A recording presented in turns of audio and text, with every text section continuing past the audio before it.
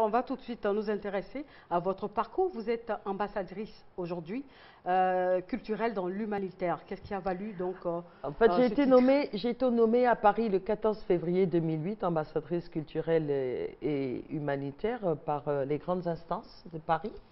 Alors, le rôle, c'est vraiment de défendre les libertés publiques.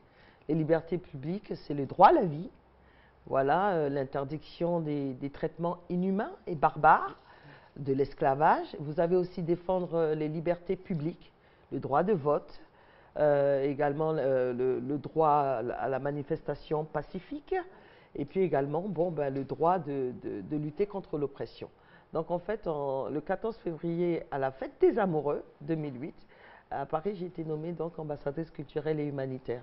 Au niveau de l'Afrique, je travaille dans le cadre, c'est-à-dire la lutte contre la fracture numérique pour permettre un rapprochement entre le Nord et le Sud, c'est-à-dire entre l'Europe et l'Afrique.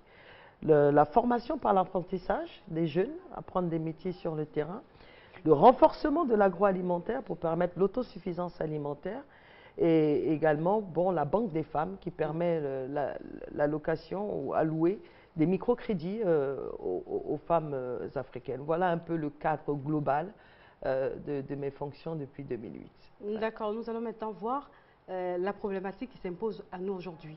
Nous savons qu'aujourd'hui, c'est la célébration de la fête des mères. Alors, exactement, qui est maman? Est-ce celle qui est la génitrice ou celle qui a su donner de l'amour et son soutien à l'enfant qu'elle n'a pas pu porter en son sein?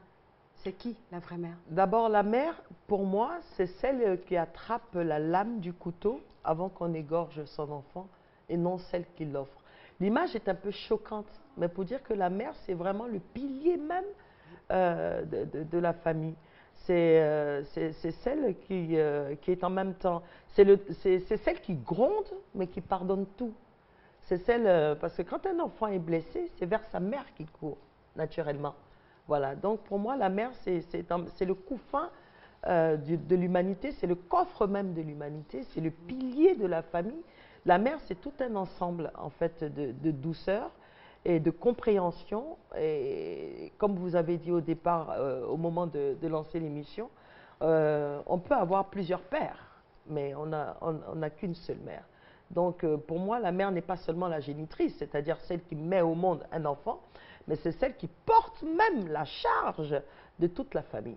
Voilà, pour moi, c'est voilà ce que c'est qu'une mère. D'accord, en Afrique, on entend souvent dire que la mère, c'est également la belle-mère, qui est l'épouse de papa, ou la marâtre, qui a une connotation un peu négative. Est-ce qu'à votre avis, on peut appeler ces deux cas de figure maman?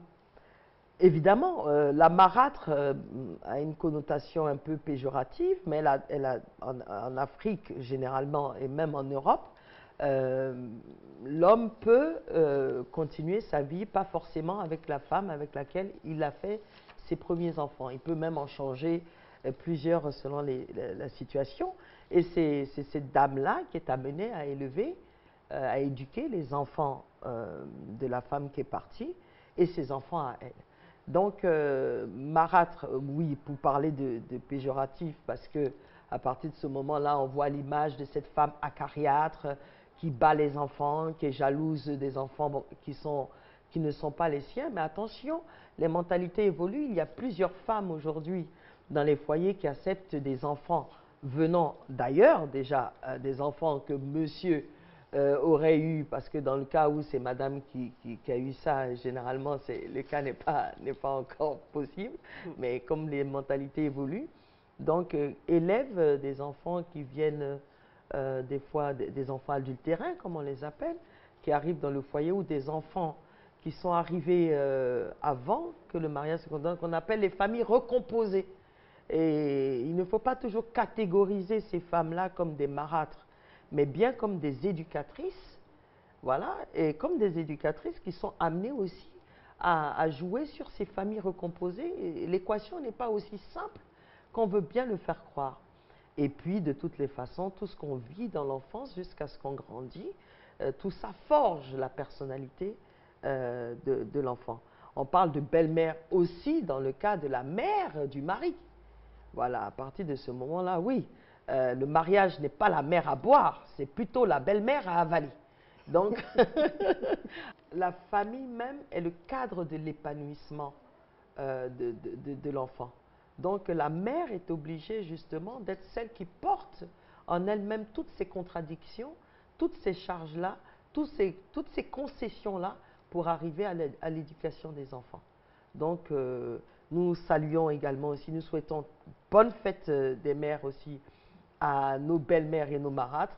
Moi, j'ai été élevée par la femme de mon père, main de fer dans gant de velours. Elle est, bon, à l'époque, je la trouvais très méchante. Voilà, je la trouvais très méchante parce que j'étais très très jalouse de l'amour que mon père lui portait, donc ça a été un bras de fer terrible. Mais l'éducation qu'elle m'a donnée, c'est ça qui fait de moi ce que je suis aujourd'hui. C'est-à-dire, comme je dis, une main de fer dans un gant de velours, une femme adorable qui est venue très jeune et qui a qui a élevé 8 enfants.